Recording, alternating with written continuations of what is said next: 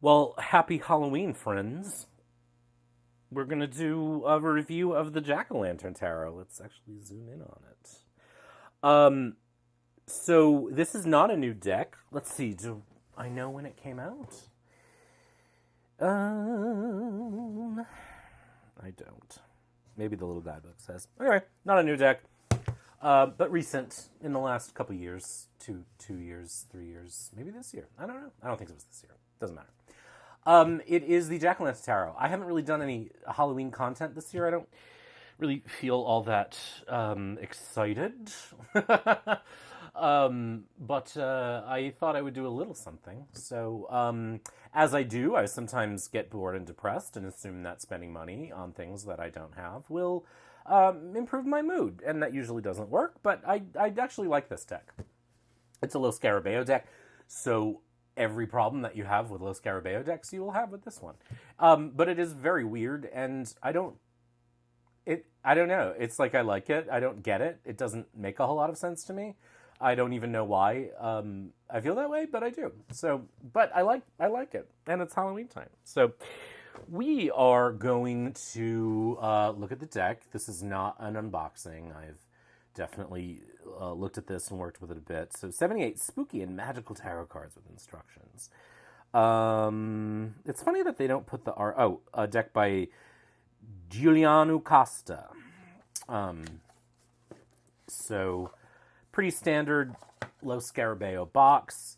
Love the back. I'm an owl freak. I've loved owls since I was a child, and I always get very hipsterish about that. Love the bat, love the jack-o'-lantern, love the pumpkin flowers. Really just love this back. People would say this is not reversible. When I used reversals, which I don't anymore, I just reverse non-reversible backs. I actually like the cardstock a lot. It shuffles really nicely, and I like the size. It's quite nice in the hand. The little guidebook is really just a little guide. Oh, 2022, so last year, printed February 2022.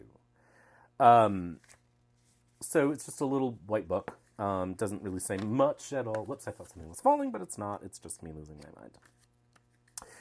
my mind. Pretty standard fare. Let's look at the cards, because that's what you came here to see. So again, I like the deck a lot. It is very strange. It is not all that jack-o'-lantern in many cases, but it's got jack-o'-lanterns in them. So here's the Fool, and it's very strange and odd and whimsical and in kind of a weird way. Yeah. So I don't even know what I'm talking about anymore. There's the Magician. The High Priestess. Empress. I mean, it is a Waite-Smith deck. There is nothing surprising about it. It is literally just, here's this theme, and here's the artwork. It's quite nice, It looks like colored pencil. Or, I think it's colored pencil. Could be pastels, but it's so finely detailed, it feels like colored pencil.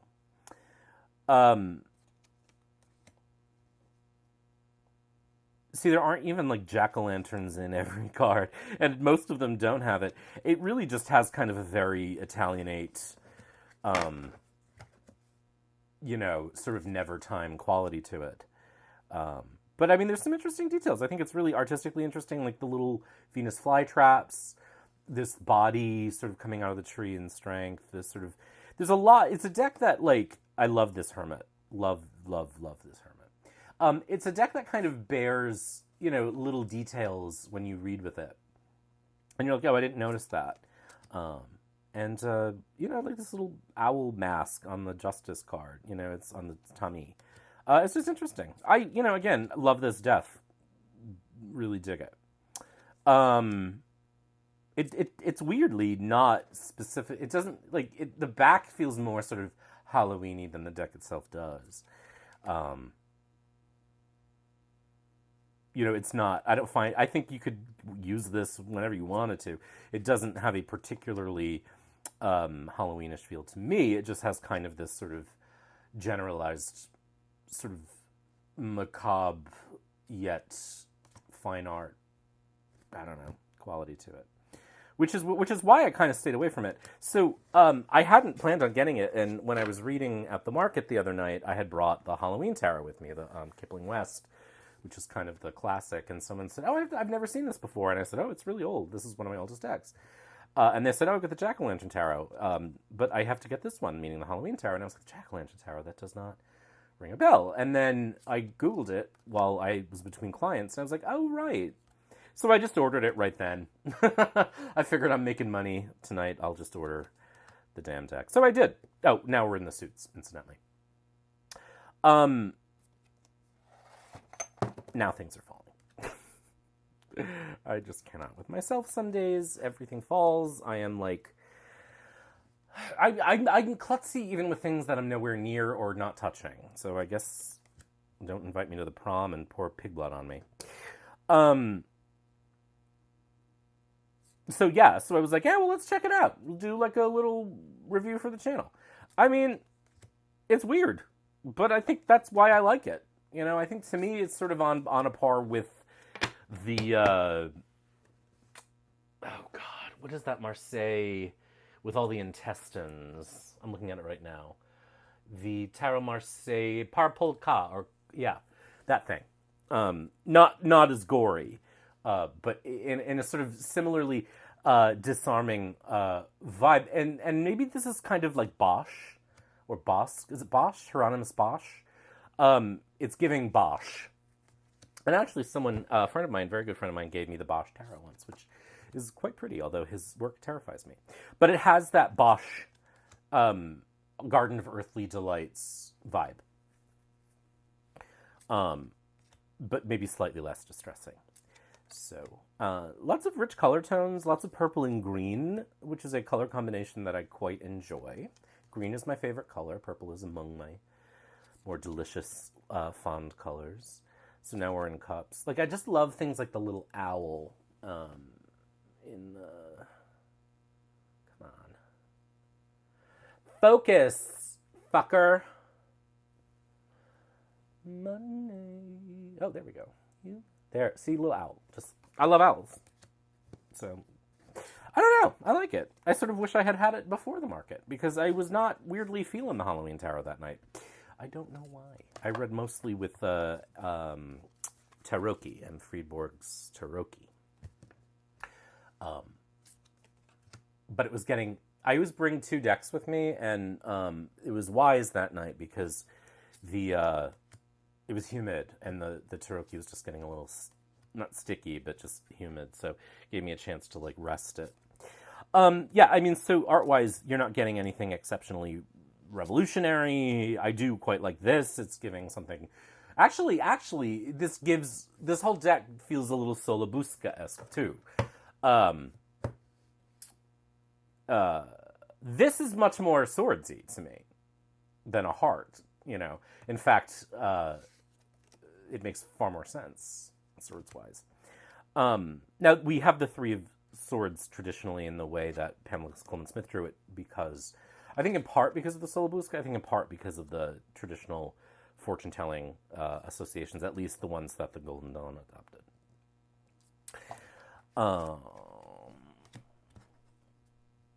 So yeah, it's weird. I like it. I don't know.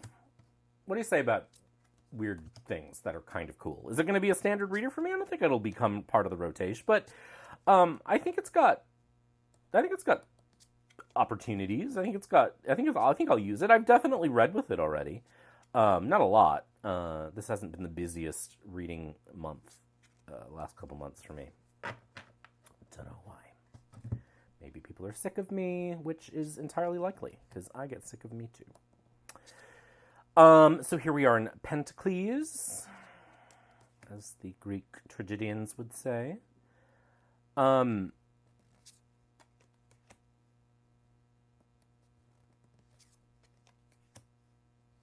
Yeah, it's like, it's spooky, but like not, I don't know how to describe it. I don't know. I will admit this is not my favorite Nine of Pentacles ever. This is traditionally one of my favorite cards in Waite Smith decks. This one's fine. I don't know. It's fine. So, Court of Pentacles. And I'll go ahead and shuffle it for you. And lay it out. Come on. I do not like this setup as much as I thought I would.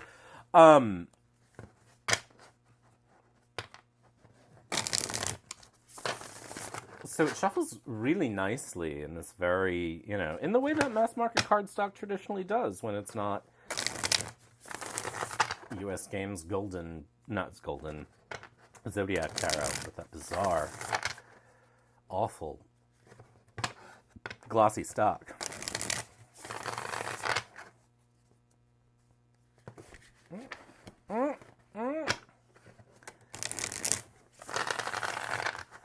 So, what else should I say while I shuffle this? I don't know. I went to the grocery store today looking for pomegranates to put on my little spirit space table for tomorrow, and they didn't have any. So I made do with what they had, which was not pomegranates. Just a little story for you. I once went on what I thought was a date with a guy who turned out to have been in a relationship. Not entirely sure why he asked me out, but I guess, some people have friends. Anyway, he did this thing where, you would be telling just, a simple story, oh, I went to the store to get milk today. And he would always keep looking at you like you had more to say, or he expected there to be more to the story. And you were like, no, that's the end of the story. But I would feel pressure to keep talking. So I would just keep adding on to the story, and then, it was weird. We went to see a very weird movie, too. I can't remember where. But I was in my 20s then, and every single date I had in my 20s was weird. So, there you go. All right, I guess I can stop shuffling now, because I'm not really doing a real reading. I'm just going to lay out the cards so you can see them. Ba-dee-da-dee-dee-dee.